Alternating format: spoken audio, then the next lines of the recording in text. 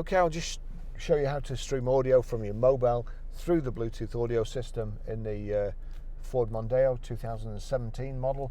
So if you go over to your music, click on music, you'll see there volume's turned down, but at the bottom, Ford Mondeo, click on there. That gives you your options, your iPhone or Ford Mondeo. Ford Mondeo's is a tick. So we'll go back to the record, over to the system. Then you've got audio. Click on audio. At the top you've got sources. Click on sources, and you want Bluetooth. At the moment it's on FM. You could well be on DAB or CD, but you want, just turn that down a little bit.